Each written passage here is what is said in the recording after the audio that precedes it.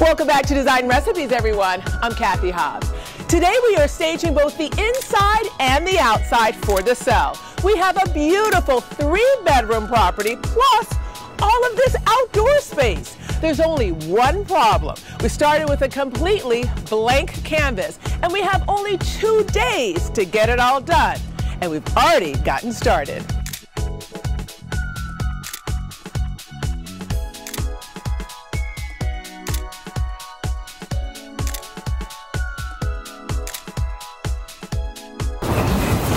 Hey Pete.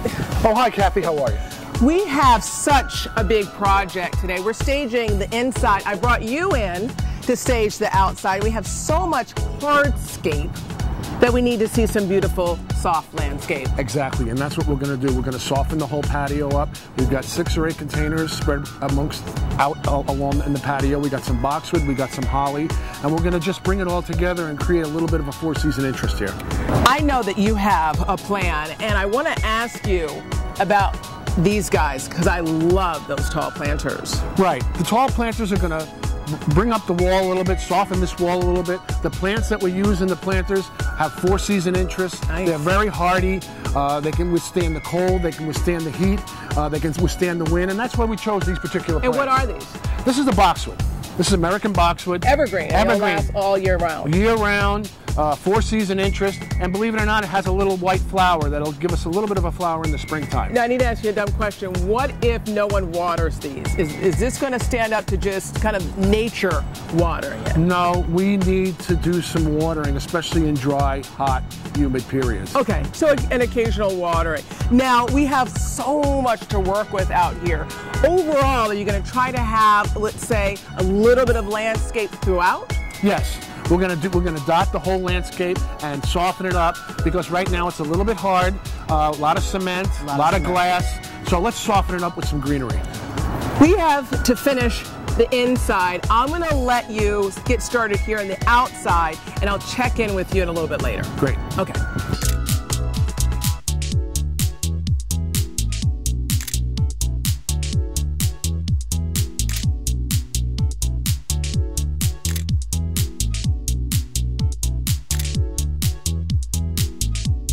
Talk about this room, Stephen. Okay. This is tight. A couple of different options for the sofa, either here, here. I don't want to put it here because you always have to show where TV viewing could take place. What do you think? What do you I think what do you like? It would be good right there.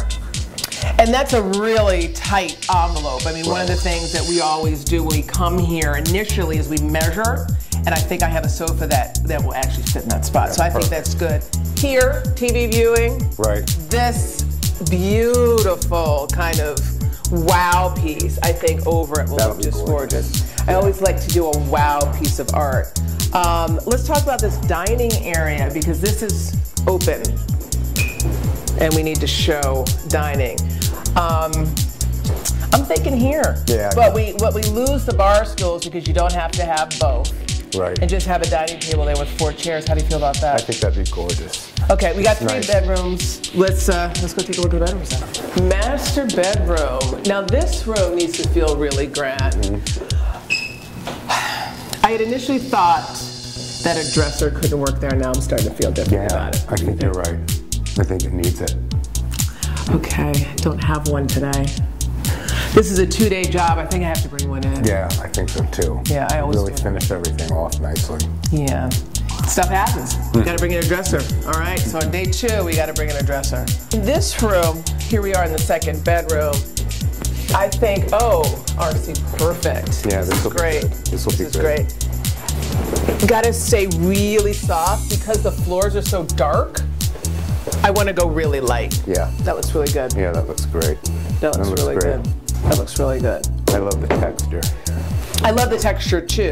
We have to be able to open this and close this door. Right. So perfect scenario is to be able to move it over here and do equal on either side. Worst case scenario is that we'll have to turn it. Right. But people have to be able to open that door. But I think that this room is going to work.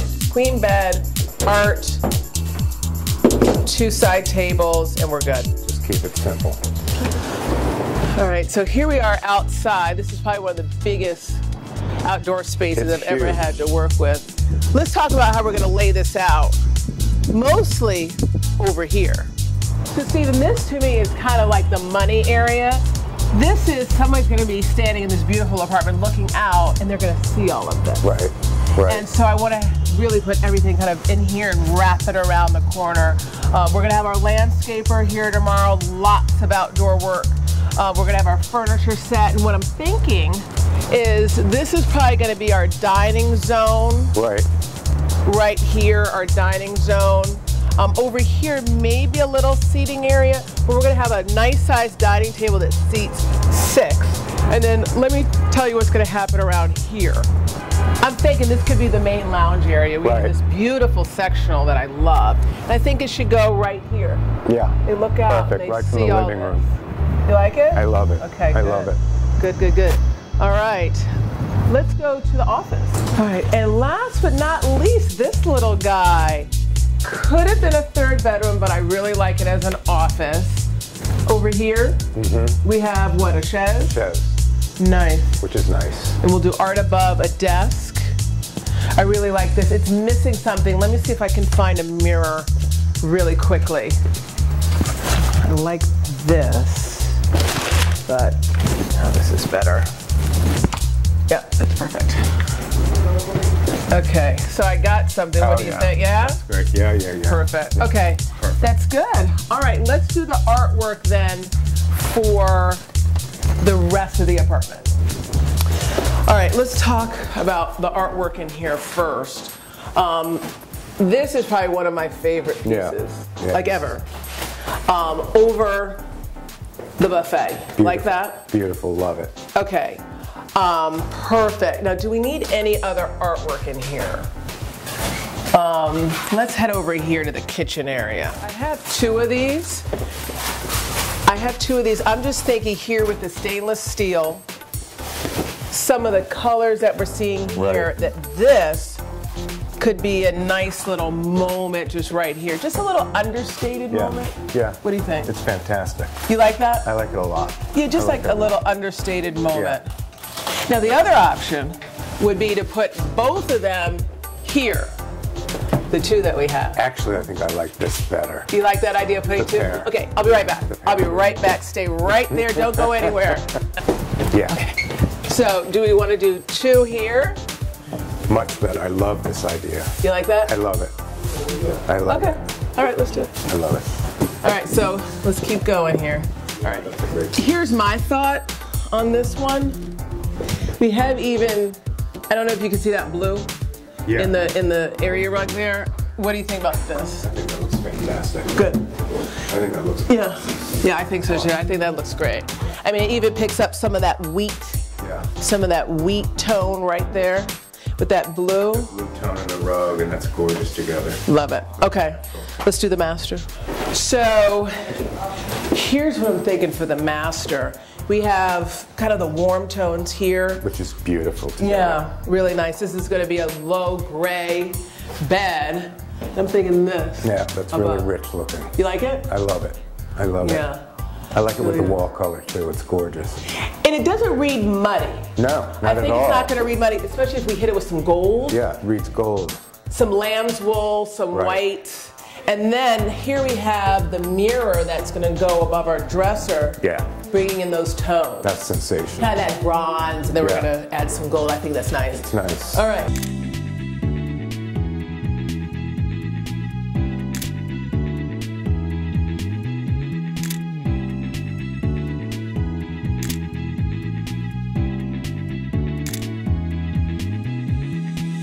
Marco, make sure we cut these really good so that the soil...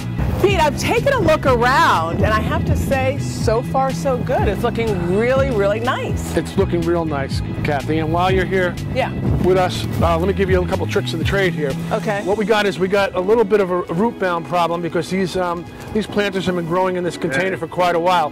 We're cutting into the roots so that the roots come out and they get into the container. Gotcha. So when we put the container down like this, we want to pack the soil around that container so that, because we're up about 600 feet here, you want to make sure that the wind doesn't blow this thing around because it's going to make it weak. Yeah, we're on the 14th floor here, so that's important, that we don't want it to fly away. What I'm really loving is just seeing all this greenery, and again, these containers just look so rich. I love the height. Let's go a little bit over here and see what's going on over here. Okay.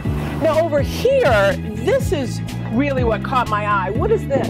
This is a blue holly, Kathy, and as you can see, it's a little bit taller than the boxwood, has a little bit more of an open habitat, and we put the blue holly in these shorter containers. I like the short container. So do I, and it works very well right here. Now the dark green, blue color is a little bit different than the boxwood over there, and then this also has a nice red berry, which creates a little bit of an accent in the fall, and it'll be beautiful from outside the kitchen into here.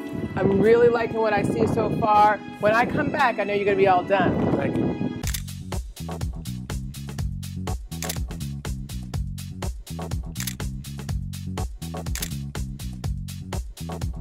This is crunch time. Lots going on.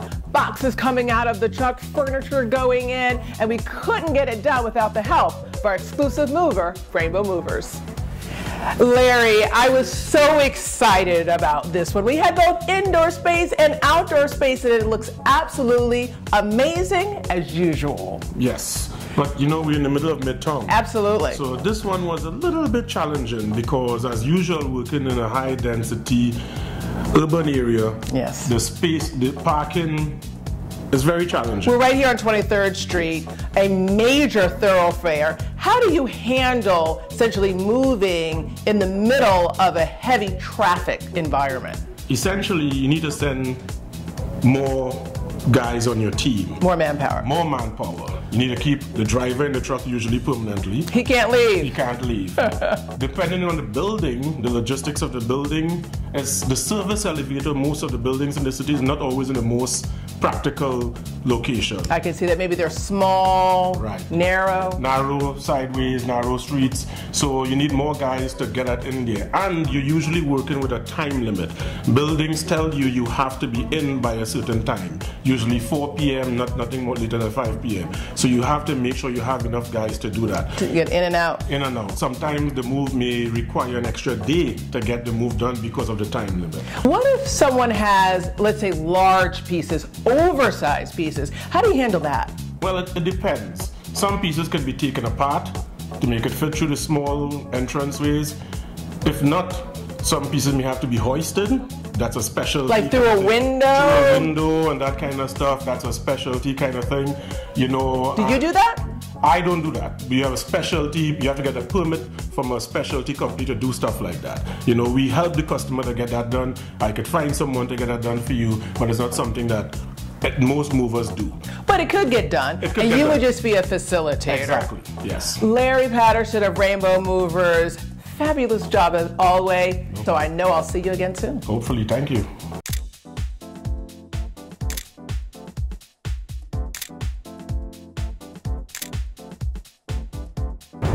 So Pete, we're finished on the inside. I'm here to check in with you on the outside, and it looks absolutely amazing. Well, Kathy, we just finished planting, and I love how a little bit of greenery like this can create little rooms on the outside and almost bring a connection from the inside to the outside. Exactly, almost bringing the inside out, which to me is a lot of times what happens when you use greenery inside the home. This just looks so inviting. It really is the finishing touch. I mean, I brought in the furniture, but to me this is the icing on the cake. Let's walk around a little bit. Show me what you did. Well, it's amazing how a little bit of greenery can really soften a hard space like this. I mean, the holly's right here, nice, and the low, so that, you know, and it gives a little bit of, you know, you get a little bit of, if someone wants to sit here and there's another group over here, you almost have a little bit of a privacy right here. Well, the main thing is that this appeals to potential buyers.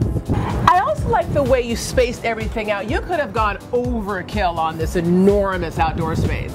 Well, I like the height of the containers here. It brings the whole space to scale with the plantings. And then the boxwood softens everything up. You know, you got this nice little boxwood right here at the top. Mm-hmm. So it really, you know, the spacing is nice. And also, we have the right amount of containers right here. So it really worked out well. I agree. As always, fantastic job, Pete Morosky of Native Landscapes. I'd love to have you on this project. We got to do more of these, huh? I'm ready. Now that my team and I have finished, let's take a look at the before and after.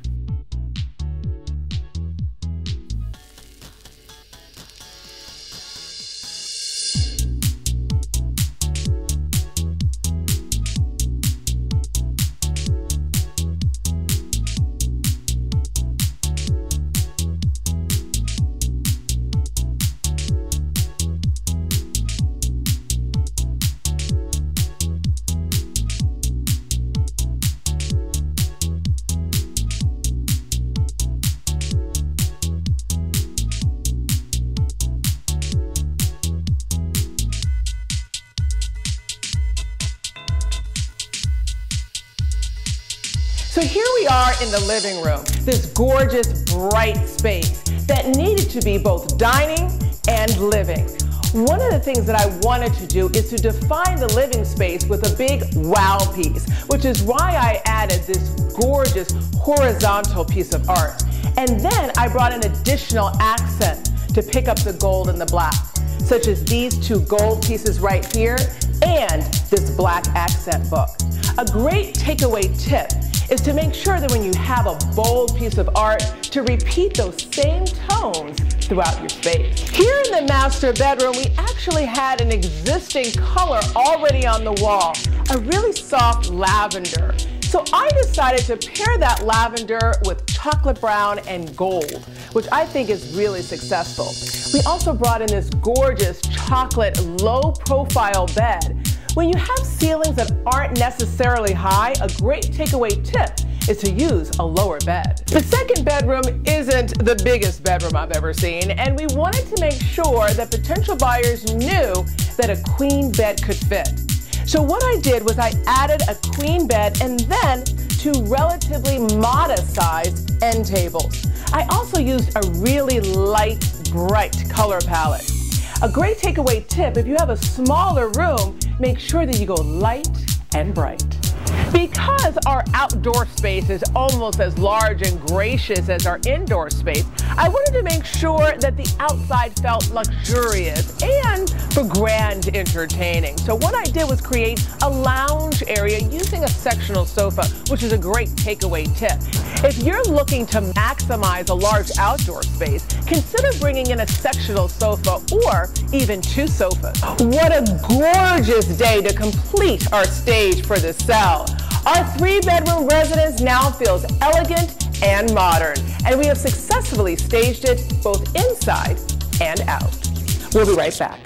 Coming up, we head uptown. Everything here is to die for. From neighborhood eats to hot spots. Up next.